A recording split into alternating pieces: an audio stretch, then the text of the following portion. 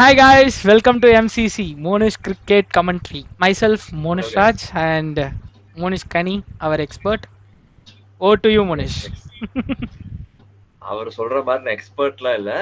I'm just an cricket enthusiastic and ஒரு cricket analysis வந்து எனக்கு ஒரு hobby. So I just want to share my thoughts. அவ்வளோதான். அவ்வளோதான் ஜஸ்ட். ஆக்சுவலி நாங்கள் இந்த சேனல் ஆரம்பித்தது வெரி சிம்பிள் காஸ் தான். அவனுக்கு வந்து கிரிக்கெட் வந்து அனலிட்டிக் ஆங்கிள்லையும் தெரியும், எனக்கு அது கூட தெரியாது. I am just emotional fan, அவ்வளோதான். ஸோ ஒரு எமோஷனல் ஃபேன்ஸோட கொஸ்டின்ஸுக்கு ஒரு அனலிட்டிக்கல் ஆங்கிளில் அவன் பதில் சொல்ல போகிறான். ஜஸ்ட் லைக் தட் இந்த ஷோவை நாங்கள் எடுத்துகிட்டு போக போகிறோம். அதே மாதிரி ஆஸ் அ எக்ஸ்பர்ட்டா நான் ஃபேன்ஸுக்கும் சில கொஸ்டின்ஸ் நான் கேட்கணும்னு நினைக்கிறேன். சின்ஸ் சம் கொஸ்டின்ஸ் வந்து ஃபேன்ஸ் கேட்பாங்க, ஃபேன்ஸுக்கு நான் கேட்கணும் அப்படின்றதும் என்னோட கேளுங்க, நாங்கள் எமோஷ்னலாக பதில் சொல்லுவோம். ஓகே, இன்னைக்கு டாபிக் என்னன்னு பார்த்தீங்கன்னா வெரி சிம்பிள், எல்லாரும் ஊரில் பேசிகிட்டு இருக்கிறது தான். Indian team selection for Sri Lanka. இப்போ வந்து நம்ம புது கோச் அண்ட் T20ஐக்கு புது கேப்டன், டோட்டலாக ரீவேம்ப்பு. அதோட ரெஸ்ட் கொடுத்திருந்த பிளேயர்ஸ் எல்லாம் தலைவன் தலைமையிலேயே தட்டி ஒழுங்கா வரியா இல்லையா, வந்தா டீம்ல கண்டினியூ பண்ணுவேன் அப்படின்ற மாதிரி சாம்பியன்ஸ் டிராஃபிக்கு எல்லாரையும் வர வச்சுட்டாப்ல. பும்ரா மட்டும் என்னன்னு தெரியல, பாவம் ஒரே ஒருத்தன் தான்டா எப்ப பவுலிங் போட்டாலும் யாரும் தொட மாட்டானுங்க, அவனுக்கு மட்டும் ரெஸ்ட் கொடுறான் அப்படின்ற மாதிரி T20 ODI அண்ட் T20ல இருந்து ரெஸ்ட் கிடைச்சிருக்கு. அண்ட் கான்ட்ரவர்ஷியலா நிறைய இருக்கு, நிறைய பிளேயர்ஸ்க்கு ஃபேவரட்டிசம் அண்ட் திங்ஸ் இருக்கு. அதெல்லாம் பத்தி தான் இந்த வீடியோல டிஸ்கஸ் பண்ண போறோம். நான் ஃபர்ஸ்ட் உங்களுக்கு क्वेश्चन கேக்குறேன் சார். எப்படி இருக்கு இந்த ஸ்குவாட், இந்த ரெண்டு ஸ்குவாட்? ஆக்சுவலி ரீவேம்ப் அப்படின்றப்ப I think T20 squad okay. எனக்கு வந்து பவுலிங் டிபார்ட்மெண்ட்ஸ்ல சில டவுட்ஸ் இருக்கு, அதே மாதிரி ஓப்பனிங் ஸ்லாட்ஸ்ல டவுட் இருக்கு. மற்றபடி பார்த்தா எனக்கு மிடில் ஆர்டர் லுக் சாலிட். எனக்கு மிடில் ஆர்டர்ல பெருசா கை வைக்கணுன்ற இது இல்லை, பட் டாப் ஆர்டர்ல எனக்கு சில சந்தேகங்கள் இருக்கு. மற்றபடி ஆல்ரவுண்டர் ஸ்லாட்ஸ் கூட எனக்கு அந்த அளவுக்கு சந்தேகம் இருக்கான்னு கேட்டீங்கன்னா, ஹர்திக் கம்ஸ்ன்றப்ப எனக்கு அந்த சந்தேகம் போயிடுது. ஸோ என்னோட சந்தேகம் வந்து ரெண்டு இடத்துல தான் வருது, top order and lower order, sorry bowling யூனிட்ல. ஓகே, எனக்கு ஃபர்ஸ்ட் கொஸ்டினே வந்து சுமன் கில் தான். அவனோட ODI abilities I am not questioning anything. ஓகேவா, வி நோ அவன் டபுள் செஞ்சுரி. எனக்கே வந்து 2023 வேர்ல்ட் கப்ல அவனுக்கு டெங்கு வரலன்னா we would have had a great batsman தான் நான் ஃபீல் பண்ணேன். ஓகேவா, but why sudden vice captaincy? இது வந்து எப்படி தெரியுமா இருக்கு, நான் வந்து நார்மல் பிளேயரா வச்சிருந்தா அவன் பர்ஃபார்ம் பண்ணலனா இவனை உடனே இறக்க சொல்லுவாங்க, ஆனா நான் வைஸ் கேப்டனா வச்சனா எப்படி இறக்க சொல்லுவீங்க அப்படின்ற மாதிரி இருக்கு. ஆக்சுவலா வந்து நான் இது எப்படி பாக்குறேன்னா, லைக் நீங்க விராட்டோட, நான் விராட்ல இருந்து வரேன், லெட் மீ ஒரு எடுத்துட்டு வர்றது வந்து, விராட் வந்து 2020 he said that வந்து T20ல கேப்டன் கிடையாது அப்படின்னு சொன்னாரு. ஸோ நெக்ஸ்ட் டெஸ்ட்லயும் வந்து I'm not going to captain anymore, white பால்லையும் நான் இனிமே வந்து இந்தியா கேப்டனே பண்ண மாட்டேன் அப்படின்னு சொல்லிட்டு இருக்கும்போது, அந்த பிளேயர் வந்து like is not a injury prone, ஃபிட்னஸ்ல பீக். ஸோ அந்த மாதிரி ஒரு பிளேயர் வந்து கேப்டன்சில இருந்து போகும்போது, ஸோ நெக்ஸ்ட் அவங்களுக்கு ஆப்ஷனே இல்லாத மாதிரி தான் ரோஹித் கிட்ட போச்சு. So obviously is the vice captain, so நம்ம அவங்க கிட்டே போகலாம் அப்படின்னு போனோம். But since you said injury prone போது எவ்வளவு கேப்டன்ஸ் நம்ம பார்த்திருக்கோம் ஆஃப்டர் விராட். சின்ஸ் ஒரு மோர் தென் 10 கேப்டன்ஸ் நம்ம பார்த்தாச்சு. ஸோ கௌதம் கம்பீர் சின்ஸ் அவரை வந்து இப்போ வந்து நம்ம போட்டாச்சு. எல்லாரும் என்ன கொஸ்டின் கேட்கறாங்க, கில் ஏன் வைஸ் கேப்டனா போட்டீங்க, அவன் வந்து T20ல இருக்கக்கூடாது, ருத்ராஜ் தான் இருந்திருக்கணும், சர்மா இருந்திருக்கணும், கில் வந்து he doesn't find placed in the T20 squad at all அப்படின்னு சொல்றப்போ he is not a vice captain material. But அவங்க வைஸ் கேப்டனா ஏன் பாக்குறாங்க அப்படின்னா, மேபி ஃபியூச்சரிஸ்டிக்கா யோசிக்கலாம். எனக்கு ஒரே ஒரு क्वेश्चन. இல்ல நான் ஃபினிஷ் பண்ணிடுறேன். ஓகே, நான் ஏன் வந்து இப்படி சொல்றேன்னா, கில் வந்து நீங்க அவர் கௌதம் கம்பீருக்கு ஸ்ட்ராங் பிலீஃப் இருக்கலாம், இல்ல கில் வந்து ஒரு கேப்டன்சி மெட்டீரியல், நான் அவனை பார்த்திருக்கேன் அப்படின்னு சொல்லலாம்.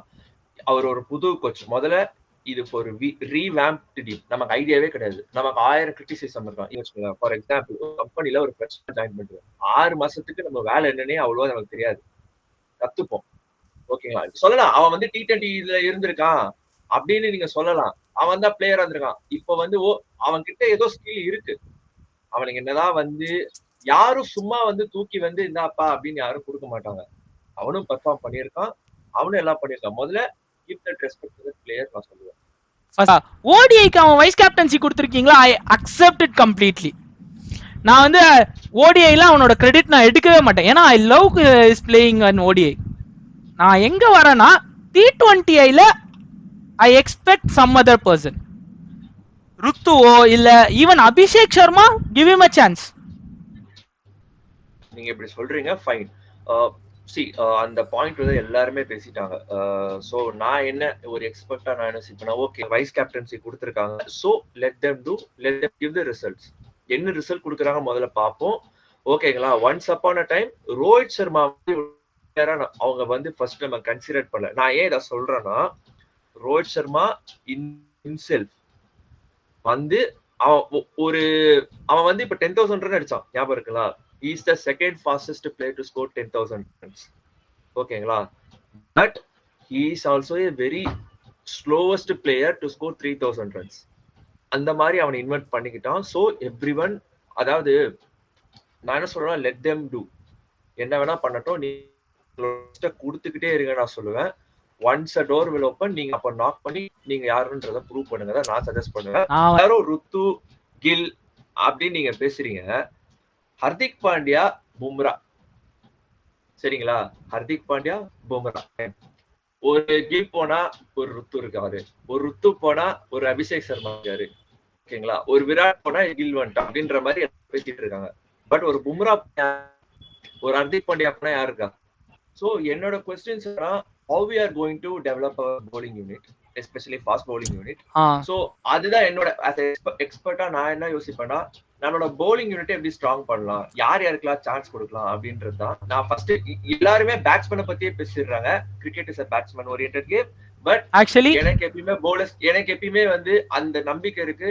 Batsman can win you matches, bowlers can win you a tournament. Actually நான் வந்து ஃபர்ஸ்ட் ஒரு क्वेश्चन கேட்றேன், ஓகேவா? எனக்கு பவுலிங் யூனிட் ஆக்சுவலி எனக்கு வந்து பவுலிங், நான் வந்து எனக்கு கிரிக்கெட் வந்து over of a bowling game தான். எனக்கு பவுலிங் இருந்தா தான் பிடிக்கும். Because I love test matches. ஏன்னா பவுலிங் எனக்கு வந்து ஒரு டஃப்னஸ் இருக்க மட்டும் தான். Batsman will find techniques to bat out the bowler.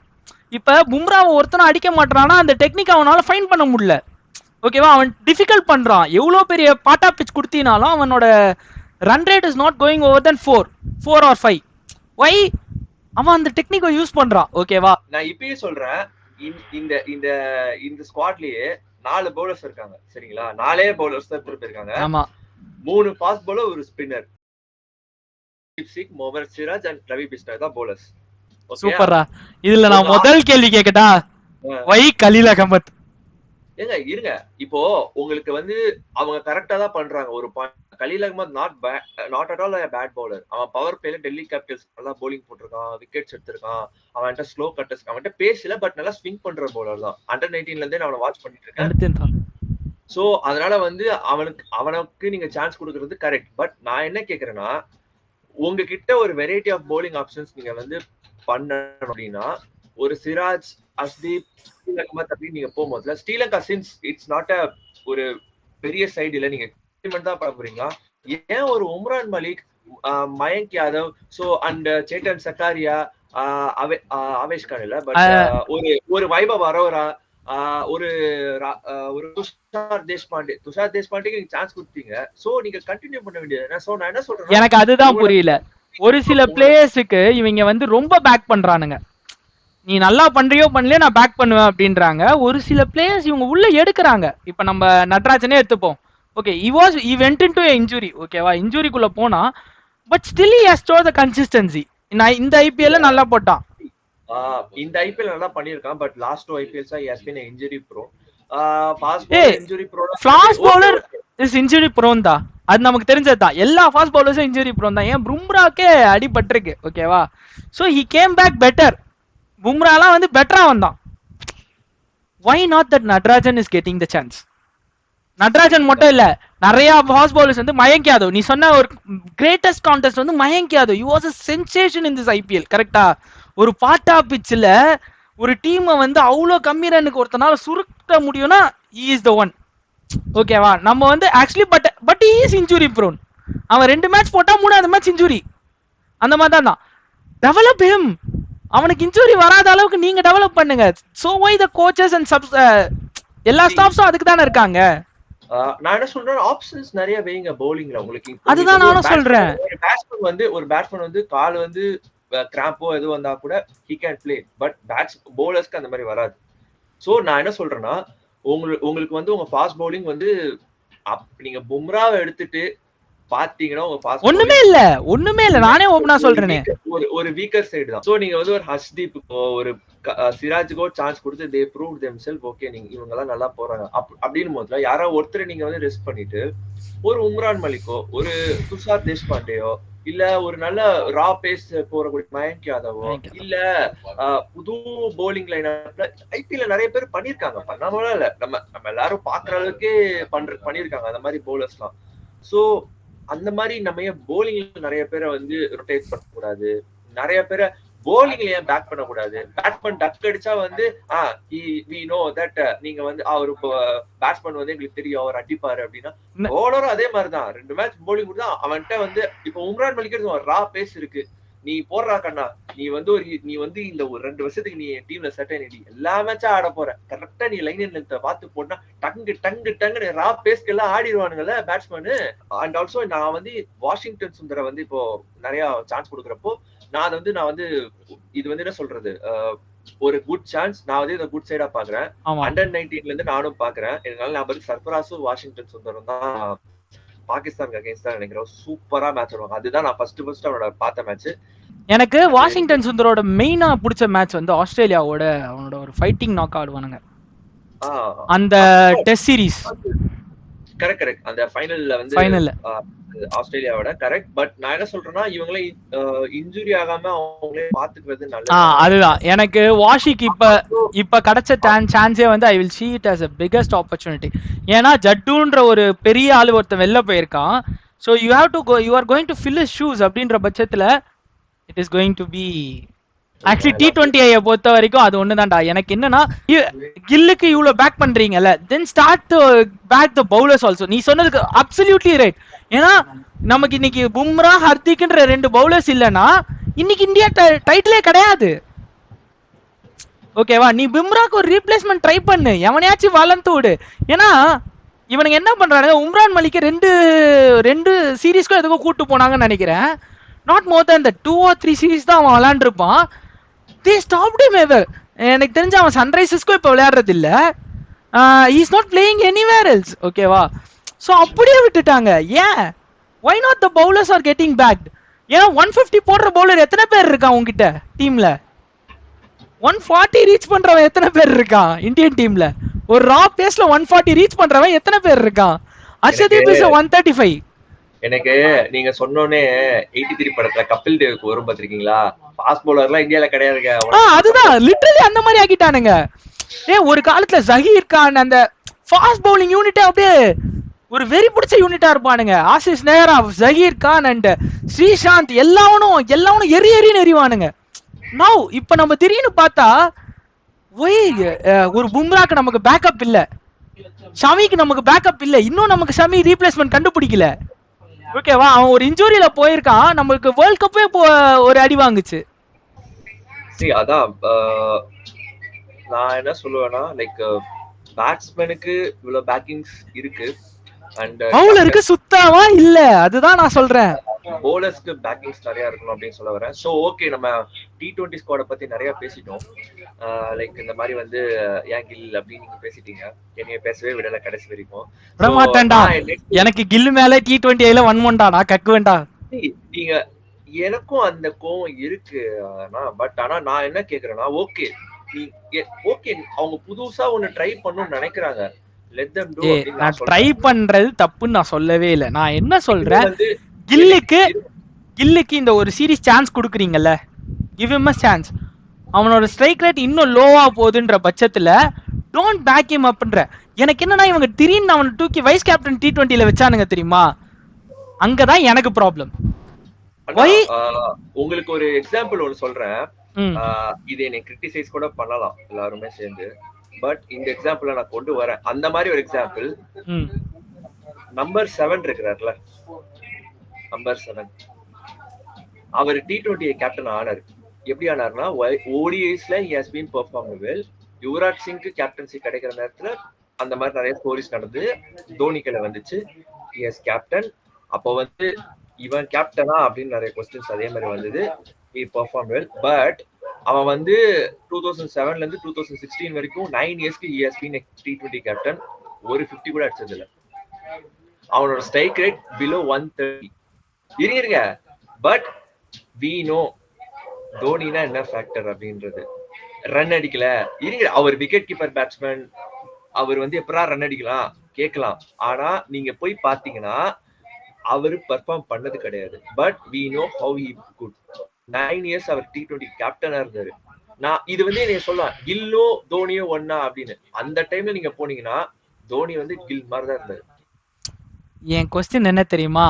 நான் வந்து என்ன சொல்றேன்னா, நான் என்ன சொல்றேன், கொஸ்டின்ஸ் வரலாம், என்ன பண்றாருன்னு பாக்கலாம் முதல்ல, சரிங்களா? பாத்துட்டு அப்பயும் கேஎல் ராகுலுக்கு இதேதான் ப்ரோ நடந்தது. ஆக்சுவலா தூக்கி எல்லாம் கொடுத்தாங்க, பர்ஃபார்ம் பண்ணல. அப்பயும் ஸ்குவாட் அவுட்டே இப்ப T20ல கிடையாது, வைஸ் கேப்டன் கிடையாது, ஒரு கீப்பர் பேட்ஸ்மேனா ஆடிட்டு இருக்கான். T20 வந்து ஒரு revamp side. So all the best to Indian team, especially Shubman Gill, Surya and rest of the பிளேயர்ஸ்க்கு ஒரு all the best. And coach கம்பீருக்கு வந்து நான் பெரிய ஆல் தி பெஸ்ட். ரொம்ப he deserve to be a coach for Indian team. And நான் ரொம்ப ஹாப்பியா இருக்கேன். ஆக்சுவலா என்ன சொல்றது, ஒரு ஒரு overshadowed most criticised person and most misunderstood person Ravi Ashwin சொல்லியிருப்பாரு. அது 100% உண்மை.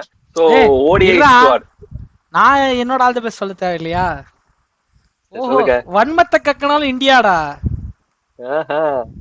ஆக்சுவலி எனக்கு உண்மையாவே சொல்றேன், apart from that one criticism எனக்கு இந்த டீம் ரொம்ப பிடிச்சிருக்கு.